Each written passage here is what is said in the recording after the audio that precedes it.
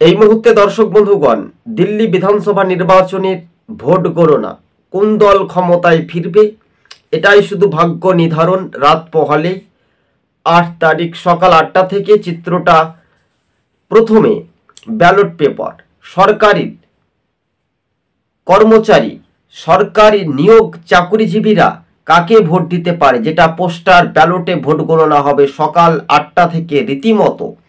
আর সেটা নিয়ে বিজেপি এছাড়াও রয়েছে আম আদমি পার্টি, কংগ্রেস সহ বামেরা বা অন্যান্য রাজনৈতিক দল, কোন দল কত আসনে এগিয়ে থাকতে পারে।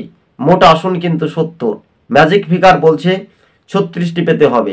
এবার দিল্লিতে প্রত্যাবর্তন না পরিবর্তন, কে ফিরবে এই মসনদে, দিল্লির গদি কতটা একেবারে টলমল করছে। তবে সমীক্ষাতে বলছে বিজেপি ক্ষমতায় ফিরছে, রীতিমতো এটাই বাস্তবে রাজনৈতিক মহলে অনেকটাই জল্পনা তুঙ্গে।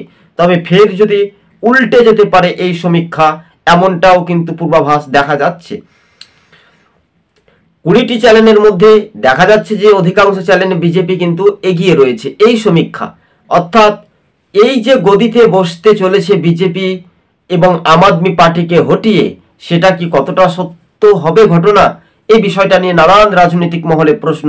রাত পোহালেই 8 তারিখে একেবারে সকালের চিত্রটা থেকে পরিষ্কারভাবে বোঝা যেতে পারে দর্শক বন্ধুগণ। তবে হ্যাঁ, তবে এই বিষয়ে যারা বিরোধী বা শাসক, রাজনৈতিক চর্চা, সমীকরণ কি হতে পারে, কিভাবে পাল্টে যেতে পারে বা বদলাতে পারে, এটাই বাস্তবে বলছে রাজনৈতিক মহল।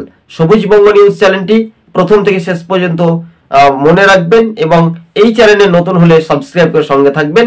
দর্শক বন্ধুগণ, আজকে ছিল আমাদের এই পর্যন্ত। ধন্যবাদ।